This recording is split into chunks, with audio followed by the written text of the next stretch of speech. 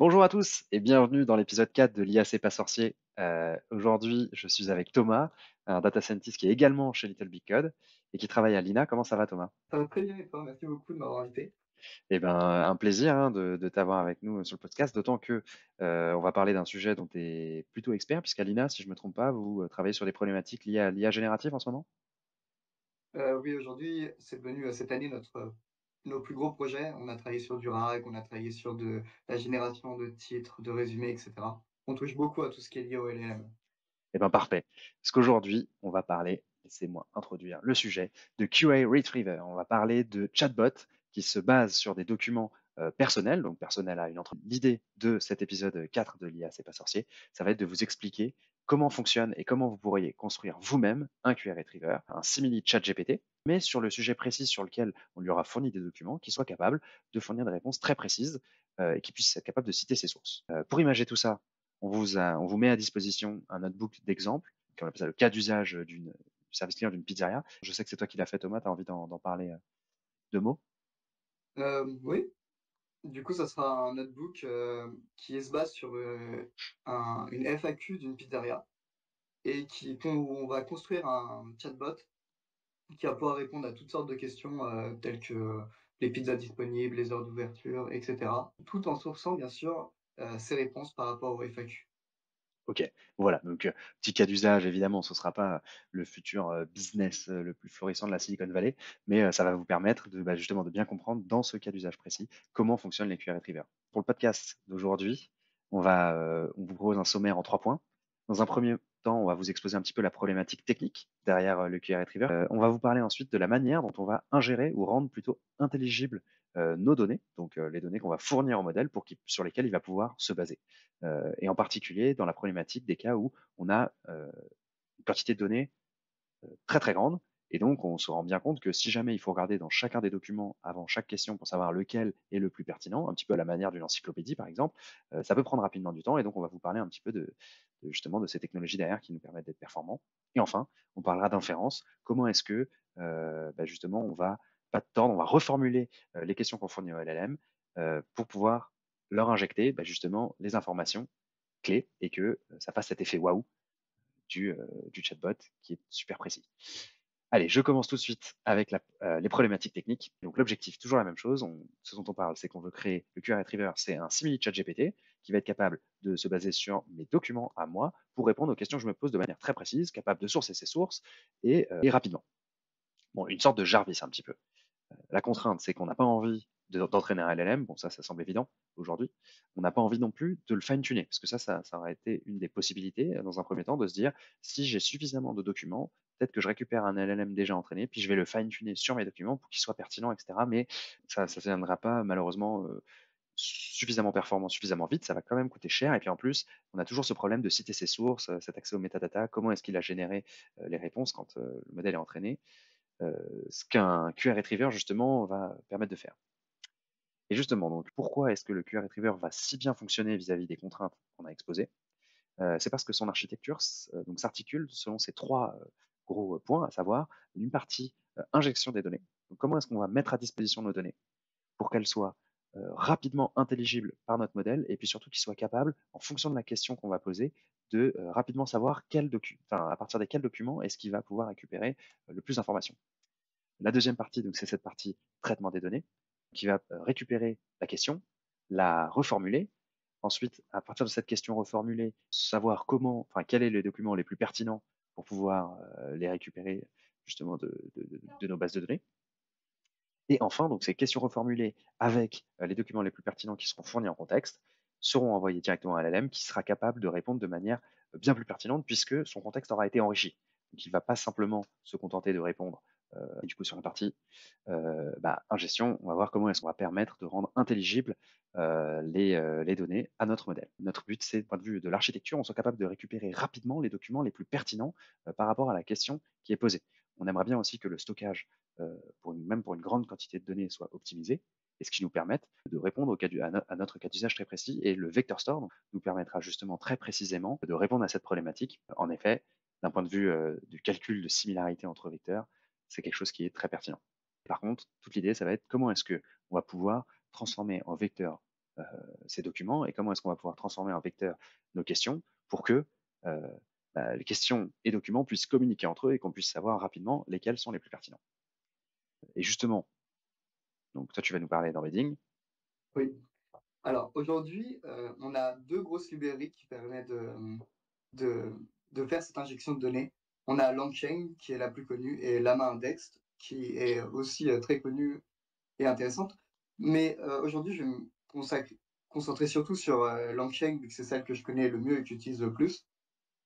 Sur LangChain, on peut injecter de tout type de données, donc de la page web, du Markdown, des CSV, des JSON, du texte, des PDF. Vraiment, il y a énormément de code pour faire ces injections.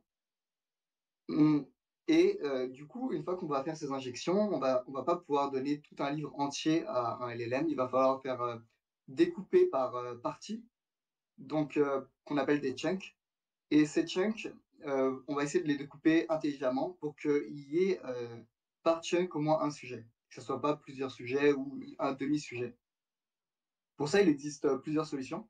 Donc la première, c'est sur les données qui sont bien structurées, comme des pages HTML ou du Markdown ou des PDF. On va souvent avoir des titres ou des balises H1 et on va utiliser ces balises pour découper nos textes en sorte de chapitres. Euh, Il y a une autre technique qui est plus complexe, qui est du coup la segmentation sémantique. On va essayer du coup de découper sémantiquement nos sujets, donc par sujet. Donc on va garder le sujet sur les voitures, le sujet sur les avions, etc. Une fois qu'on a fait du coup notre découpage, on va envoyer ces chunks à un modèle d'encodeur. Donc un encodeur, c'est simplement un modèle qui va prendre du texte en entrée ou des images ou des vidéos, de l'audio dans d'autres conditions. Mais aujourd'hui, nous, on va prendre du texte, on va le mettre dans un encodeur et on va essayer du coup de le synthétiser en un vecteur. On va vouloir que sémantiquement, donc que le sujet sur lequel on traite dans notre chunk, soit représenté par un vecteur qui va contenir du coup toute l'intelligence ou tout le sens de notre morceau de texte. Donc d'un point de vue précis, une fois qu'on a fait nos découpages, on va vouloir passer à notre embedding des morceaux de texte pour qu'ils puissent les compresser sémantiquement. Donc c'est le résumé du texte, donc ou l'essence du texte ou l'idée du texte qu'on va ensuite mettre du coup dans ce vector store. Et on va faire pareil pour notre question. Dès qu'on va poser une question à l'LM, on va vouloir l'encoder et la comparer dans ce vecteur store pour retrouver les documents les plus proches de notre question. Et je sais que tu voulais parler un petit peu de comment Ouais. fonctionnait plus précisément justement cet embedding d'un point de vue sémantique. D'un point de vue sémantique, alors on peut voir ça comme un espace 3D. Chaque vecteur va être un point dans notre espace. Et par exemple, dans notre espace, tous les points qui vont parler d'un même thème, comme les fruits, qui vont être très proches les uns des autres, et on va avoir du coup des sortes de clusters, donc de petits groupes, où on va avoir d'un côté les fruits, d'un côté les animaux, les voitures. Chaque sujet va être représenté proche dans cet espace, en fait. Et si jamais ça en intéresse certains, ou plutôt que vous êtes des viewers assidus de ces épisodes de podcast, ces embeddings justement qui conservent euh, le sens sémantique des mots, c'est quelque chose qu'on a déjà évoqué dans les précédents épisodes, en particulier sur euh, les épisodes liés au fonctionnement des algorithmes de génération d'images. Voilà. En conclusion, il y a trois key takeaways qu'on aimerait bien que vous reteniez de justement comment est-ce qu'on stocke nos données. C'est que dans un premier temps, l'embedding, il possède cette propriété justement de densité, donc qui va nous permettre d'avoir les vecteurs les plus petits possibles. Donc d'un point de vue de données, c'est très pertinent. On veut qu'il conserve la représentation sémantique. Donc c'est ce dont avait parlé Thomas. Donc il faut que les vecteurs qui sont proches, les mots qui sont proches d'un point de vue sémantique, se retrouvent sous la forme de vecteurs, eux-mêmes proches d'un point de vue sémantique. C'est ça qui nous permettra plus tard de récupérer les documents les plus pertinents. Et enfin, euh, donc les vecteurs store, c'est cette structure de données du coup, sous la forme de vecteurs qui va nous permettre de justement faire fonctionner ce cas d'usage qui est à chaque question récupérer les documents les plus pertinents, les fournir très rapidement, etc. etc. Passons maintenant à la troisième partie, la partie sur l'inférence, celle où on va parler un petit peu de concrètement ce pré-traitement là qu'on avait un petit peu évoqué. Ça consiste en quoi? Je te passe la main, Thomas. Du coup, quand on parle à un chatbot, la plupart du temps, c'est une conversation. Donc, comme c'est une conversation, il faut qui est un historique de messages.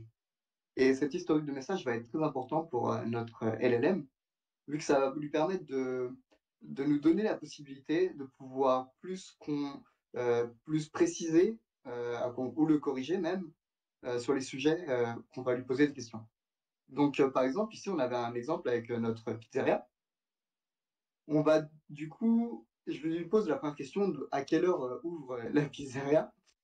Et il va me répondre, du coup, à 9 heures.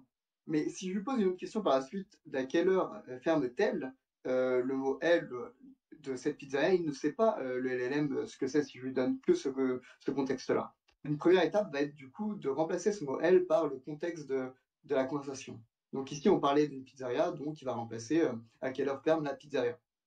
Et ça va nous permettre que lorsqu'on va donner ce morceau de texte à notre codeur, de pouvoir capturer toute la sémantique liée à ce message. Donc, on parle d'une pizzeria, qu'on demande les heures d'ouverture.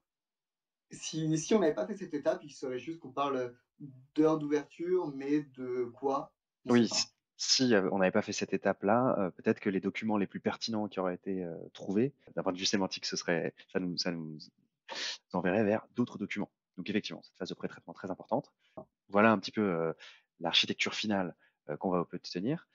Est-ce que, peut-être tu peux, en 2 mots expliquer comment, une fois qu'on obtient cette architecture finale, qu'on récupère donc qu'on classe les documents les plus pertinents, comment est-ce que, d'un point de vue technique, est-ce qu'on les fournit au LLM? Comment est-ce que le LLM les récupère la question, ces documents pour en tirer faire quelque chose?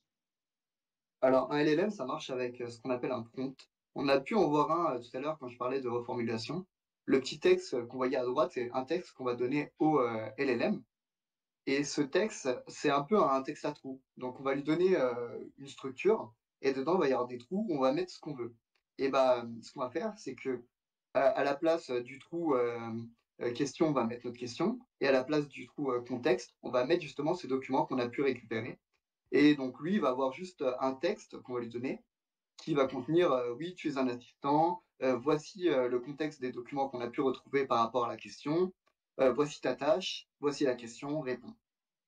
OK, d'accord, très précis. Donc même là, il y a un petit peu, parce que finalement on l'a résumé nous sous une flèche en écrivant, contexte, document. En fait, il y a un petit, on appelle ça? Il y a un petit travail à cet endroit-là pour fournir en contexte les documents et qu'ils puissent, répondre de manière Ouais. pertinente. OK, voilà. Eh ben, génial. Voilà qui nous amène à la fin de ce podcast où on a essayé de vous expliquer assez brièvement, comment fonctionnait d'un point de vue, de l'architecture, d'un point de vue technique, les QA Retrievers. J'espère aussi qu'on vous a fait comprendre un petit peu quels pouvaient être les enjeux, à quel point ce type de modèle, était, performant et puissant et pouvait avoir des applications concrètes. Mm. Hem, je voulais terminer en vous souhaitant une très bonne fin de journée. Si ce podcast vous a plu, n'hésitez pas à vous abonner et à nous laisser un like et un commentaire. Nous parler aussi des sujets qui pourraient vous intéresser, que vous aimeriez voir dégrossis et un petit peu vulgarisés. Et sur ce, je vous dis à la prochaine. À plus Thomas. À plus.